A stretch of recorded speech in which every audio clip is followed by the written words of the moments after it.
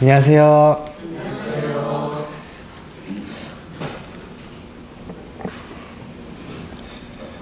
또 이제 저번 주에 같이 야외에서 수양회를 보내고 또 이제 2주 만에 예배당에 와가지고 예배를 드리는데 또 이제 한 주 이렇게 나갔다가 다시 돌아오니까 다시 더 기운이 나고 더 좋은 것 같습니다.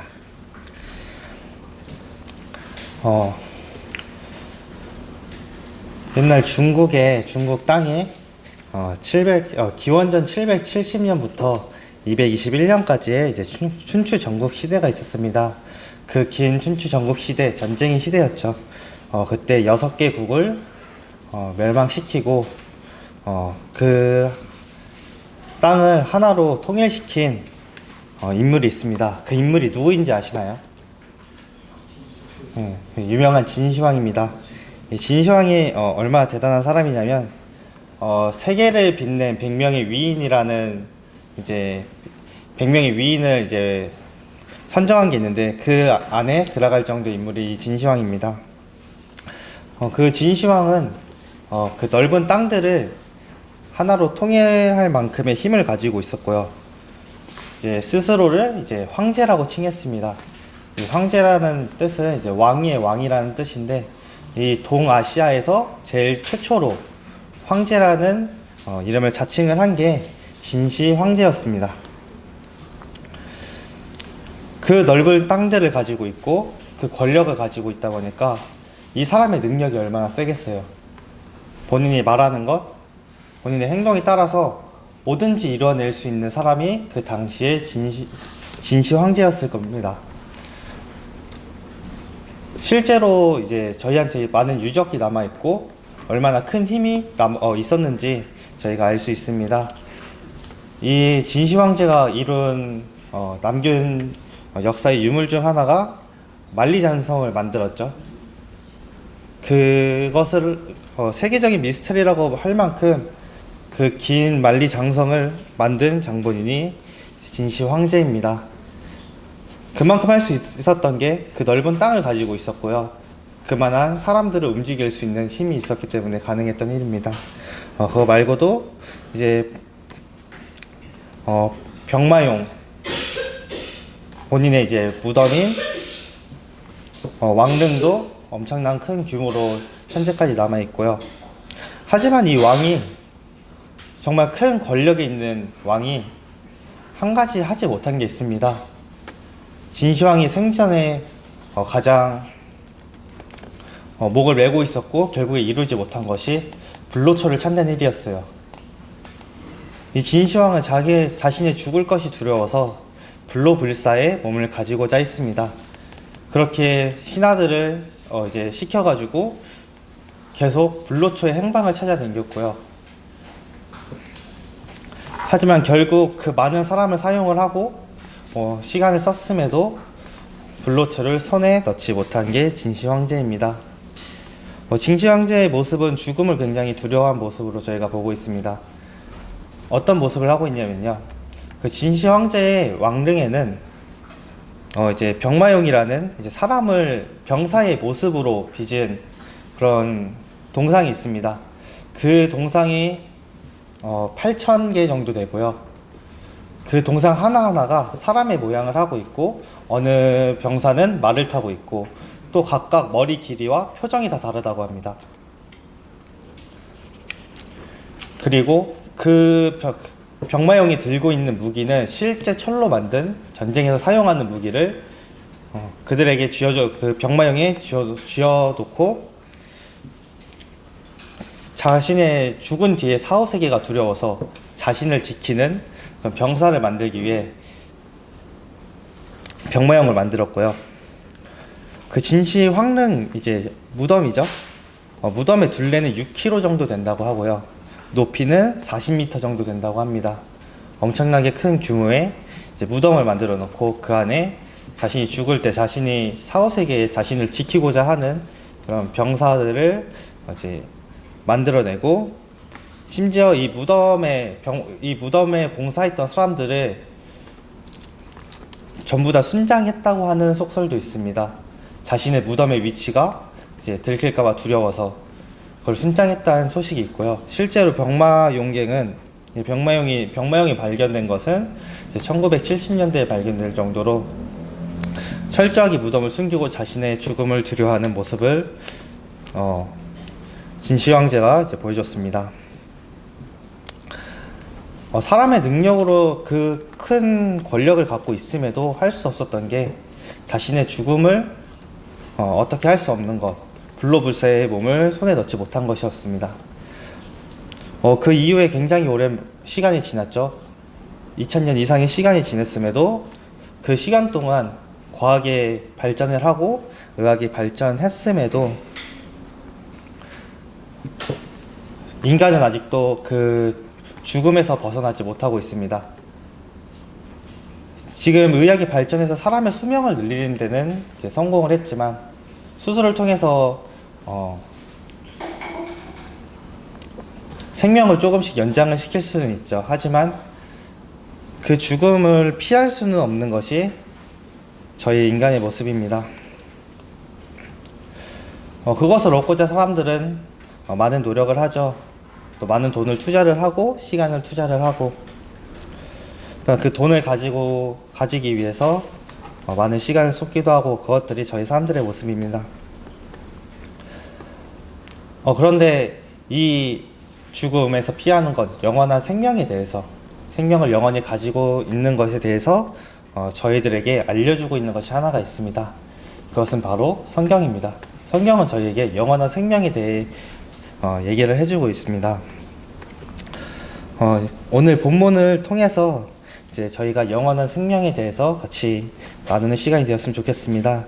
영원한 생명을 저희가 어떻게 얻는지, 또한 우리에게 중요한 것이 무엇인지 지금 이 시간을 통해서 같이 나누는 시간이 되었으면 좋겠습니다. 저희 본문 말씀 같이 읽도록 하겠습니다. 마가복음 10장 17절부터 31절입니다.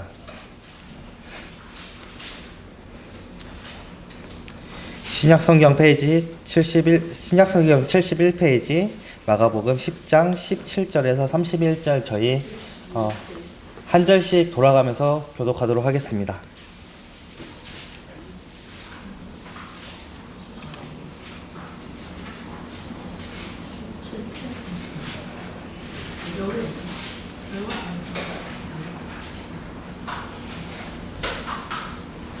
저부터 시작해서 한 절씩 교독하도록 하겠습니다. 예수께서 길에 나가실새 한 사람이 달려와서 꿇어앉아 묻자오되 선한 선생님이여 내가 무엇을 하여야 영생을 얻으리이까? 예수께서 이르시되 내가 어찌하여 나를 선하다 일컫느냐? 하나님 한 분 외에는 선한 이가 없느니라. 내가 계명을 안 하니 살인하지 말라, 간음하지 말라, 도둑질하지 말라, 거짓 증언하지 말라, 속여 빼앗지 말라, 내 부모를 공경하라 하였느니라. 그가여쩌되 선생님이여 이것은 내가 어려서부터 다 지켰나이다. 예수께서 그를 보시고 사랑하사 이르시되 내게 아직도 한 가지 부족한 것이 있으니 가서 내게 있는 것을 다 팔아 가난한 자들에게 주라. 그리하면 하늘에서 보화가 내게 있으리라. 그리고 와서 나를 따르라 하시니 그 사람은 재물이 많음으로 이 말씀으로 인하여 슬픈 기색을 띠고 근심하며 가니라.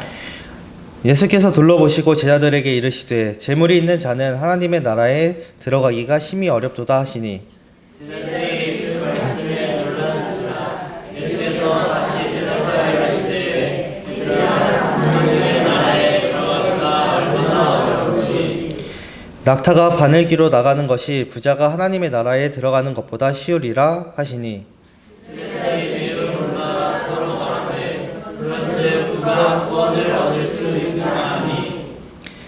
예수께서 그들을 보시며 이르시되 사람으로는 할 수 없으되 하나님으로는 그렇지 아니하니 하나님으로서는 다 하실 수 있느니라. 베드로가 여짜이르되 보소서 우리가 모든 것을 버리고 주를 따랐나이다. 예수께서 이르시되 내가 진실로 너희에게 이르노니 나와 복음을 위하여 집이나 형제나 자매나 어머니나 아버지나 자식이나 전토를 벌인 자는 현세에 있어 집과 형제와 자매와 어머니와 자식과 전도를 백배나 받되 밖에를 경하여 받고 그새 영생을 받지 못할까봐 합니다. 그러나 먼저 된 자로서 나중되고 나중된 자로서 먼저 될 자가 많으니라. 오늘의 말씀은 예수님이 길을 걷고 있는데 한 사람이 예수님 앞에 나와서 꾸르면서 선한 선생님이여 영생에 어떻게 얻습니까? 라며 물어보면서 이제 오늘의 본문이 시작하게 됩니다. 예수님은 그 사람을 보고 이제 선한 사람은 하나님밖에 없다 라고 말씀해 주시며 그 뒤에 계명을 인용해서 그 사람에게 그 죄에 대해서 알려주고 있습니다. 하지만 그 사람은 그 예수님의 계명을 인용하는 것을 듣고 이것은 제가 어려서부터 다 지키면서 살았습니다. 나는 이 계명들을 모두 지키며 살았습니다. 라고 말을 합니다. 그러자 예수님은 그를 보시고 다시 얘기합니다.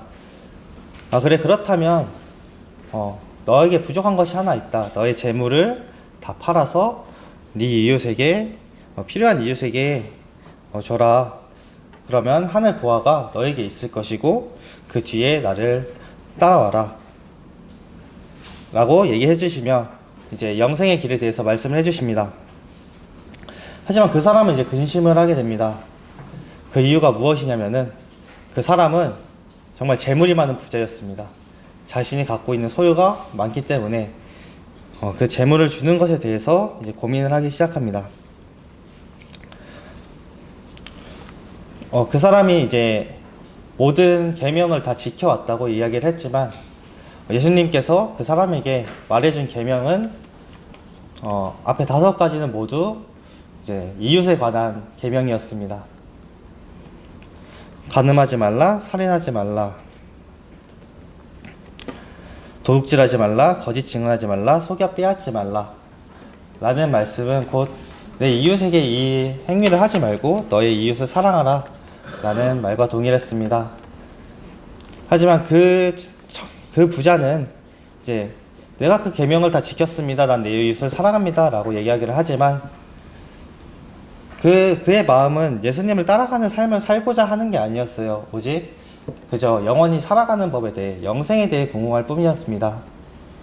모든 걸 지킨다고 하지만 그의 마음 속에는 정말 그 이웃을 사랑하고 예수님의 말을 따라 살아가는 것을 원하는 것이 아니라 예수님께 선한 선생님이라고 얘기하면서 이제 그분을 선하신 하나님의 아들임을 인정을 하고 예수님을 따라가는 삶을 살아가고 싶은 것이 아니라 자신이 갖고 있는 이 땅에서의 재물 그것에 더 마음을 두고 살아가는 사람이었습니다. 그렇게 예수님이 영생에 대한 이제 길을 알려주셨을 때 그 부자는 그 길을 따라가는 것이 아닌 본인의 마음에 두고 있는 재물을 지키고 그냥 근심을 하면서 그 자리에서 돌아가게 됩니다.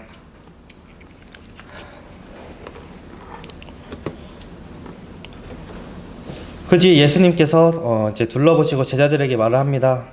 재물이 있는 자는 하나님의 나라에 들어가기가 심히 어렵다. 그것이 얼마나 어려운지 낙타가 바늘 구멍으로 들어가는 것이 부자가 하나님의 나라에 들어가는 것보다 쉽다고 얘기를 합니다. 낙타가 바늘 구멍으로 들어간다는 게 말이 안 되죠. 사실 저희가 실을 바늘 구멍에 넣는 것도 몇 번 실패를 하고 이제 실을 겨우 넣고 하는 경우도 있습니다. 그만큼 좁은 바늘 구멍에 낙타가 들어가는 게 부자가 하나님의 나라에 들어가는 것보다 쉽다고 얘기를 합니다.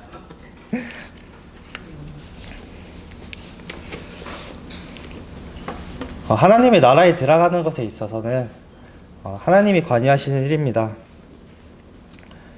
사람의 능력으로 할 수는 없고 하나님이 가능한 건데 이게 무슨 뜻이냐면은 그만큼 지옥으로 갈 저희들이 하나님의 나라에 들어가는 것이 그만큼 어려운 일이라는 거예요. 낙타가 바늘구멍에 들어가는 만큼 어려운 것이 저희가 원래 지옥에 갈 저희가 하나님의 나라에 들어가는 게 그만큼 어려웠다는 뜻입니다. 하지만 하나님께서 그 길을 저에게 주셨기 때문에 그게 가능한 일이었습니다.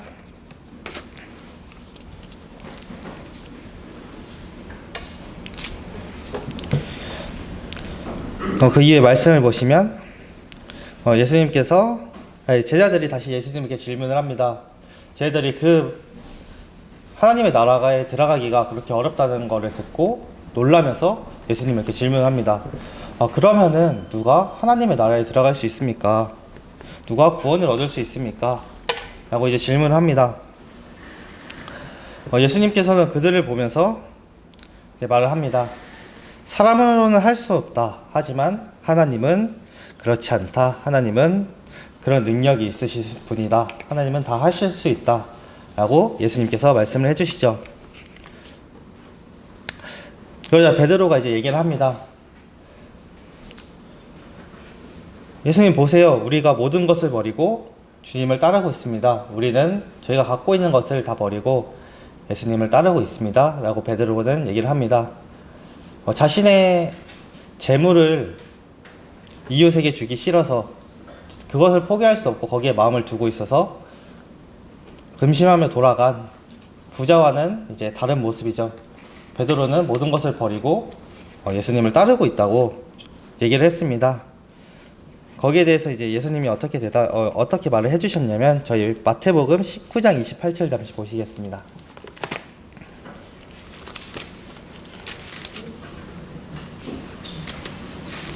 마태복음 19장 28절입니다.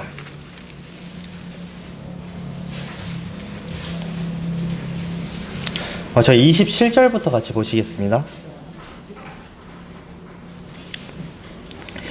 이에 베드로가 대답하여 이르되 보소서 우리가 모든 것을 버리고 주를 따랐사온데 그런즉 우리가 무엇을 얻으리이까? 예수께서 이르시되 내가 진실로 너희에게 이르노니 세상이 새롭게 되어 인자가 자기의 영광의 보좌에 앉을 때에 나를 따르는 너희도 12 보좌에 앉아 이스라엘 12지파를 심판하리라.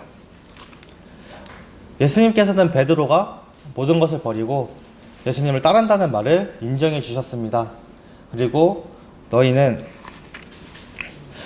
심판 이후에 12 보좌에 앉아 이스라엘 12지파를 심판하는 일을 나와 함께 할 것이다 라고 말씀해 주시죠. 이 말씀을 통해서 예수님께서는 베드로가 자신의 모든 것을 버리고 예수님을 따르는 사람인 것을, 그의 제자들이 그런 삶을 살았다는 것을 인정해 주시고 그 이후에 거기에 대한 보상이 있을 것을 얘기해 주십니다. 말씀 이어서 보시면 29절에 보면은 내가 진실로 너희에게 이르노니 나와 복음을 위하여 집이나 형제나 자매나 어머니나 아버지나 자식이나 전토를 벌인 자는 현세에 있어 집과 형제나 자매와 어머니와 자식과 전토를 100배나 받되 박해를 겸하여 받고 내세에 영생을 받지 못할 자가 없느니라 라고 예수님이 또 말씀을 해주십니다. 이 말씀이 정말 말씀 그대로 집이나 형제나 자매나 어머니나 아버지나 자식이나 전토를 벌여라 라고 말씀을 하시는 것은 아닙니다. 하지만 그 무엇보다 예수 그리스도를 소중하게 여겨야 된다는 거죠. 나의 집이나 나의 형제나 자매나 부모님보다도 예수 그리스도를 귀하게 여기고 거기에 더 마음을 쏟아야 된다는 것을 지금 예수님 말씀해 주고 있습니다. 저희의 마음에 둘 곳이 어디냐는 어디에 있어야 되냐가 중요하다는 것입니다. 이 세상을 바라보는 이 세상 속에서 저에게 유혹이 될 게 많죠. 이 세상을 살아가는 데에 있어서 돈이 될 수도 있고 다른 친구들, 다른 재미가 될 수도 있습니다. 그냥 그 모든 것을 포기를 하고 주님을 따라야 된다는 게 예수님이 말씀을 해주시고 계시는 겁니다. 살다 보면 그것이 쉽지 않을 때가 있죠. 요즘 아이들한테 어떤 사람이 되고 싶냐고 물어보면은 돈 많은 백수가 되고 싶습니다. 건물주가 되고 싶습니다. 저 재밌어 보여서 유튜버가 되고 싶습니다. 그런 거 왜 되고 싶냐 했더니 돈은 많고 편하게 지낼 수 있을 것 같아서요. 아이들만 그런 게 아니라 성인들도 동일하죠. 복권을 사면서 야, 이 복권이 정말 당첨됐으면 좋겠다. 이것만 하면 내 삶이 바뀔 텐데 라고 생각을 하기도 하고요. 얼마 전에 이제 친구한테 연락이 왔습니다. 그리고 하는 게 몇 년 전으로 돌아가고 싶대요. 그래서 너 군대 다시 가야 돼? 라고 얘기를 했더니 그래도 난 돌아가서 복권 번호를 외워서 돌아가고 싶다 라고 얘기를 하더라고요. 그러면 나 군대 참을 수 있다 라면서. 그만큼 돈이라는 게 저희의 삶에서 이제 떼어놓을 수 없는 것이고 저희가 살아가는 데 있어서 정말 필요한 거지만 그것이 예수 그리스도 하나님보다 저에게 중요한 것이 될 수 없다는 거예요. 저희의 삶이 이 땅에 있지 않고 하늘에 있기 때문에 그것이 저에게 중요하지 않다는 것입니다.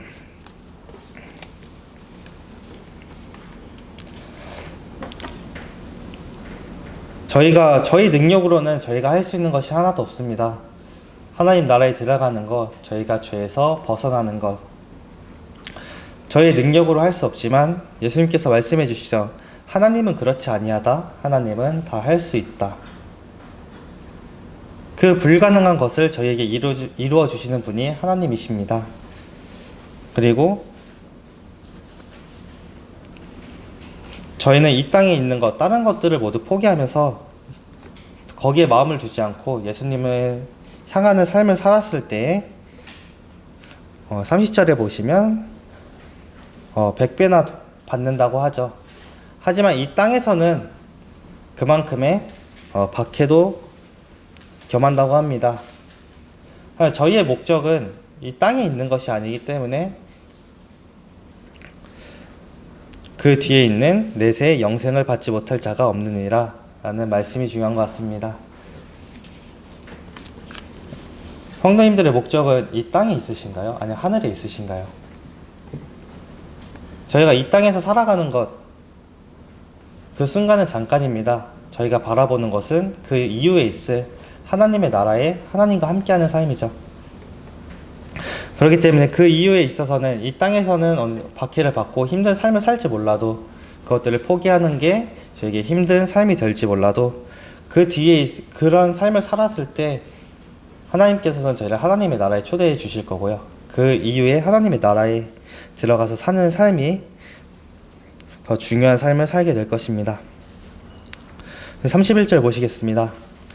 그러나 먼저 된 자로서 나중되고 나중된 자로서 먼저 될 자가 많으니라. 이 말씀에 대해서는 누가 구원을 먼저 받는다, 누가 침례를 먼저 받는다가 중요한 게 아니에요. 제가 구원을 늦게 받았다고 해서, 침례를 받았다고 해서 그 섬김의 모습이, 그 마음이 하나님을 더 향하고 있으면은 그 자가 나중에 가서는 먼저 된 자가 될 수도 있고, 먼저 구원을 받았지만 하나님께 마음을 많이 쏟지 않는 자는 나중에 가서 더 나중된 자가 될 수 있다는 말씀입니다.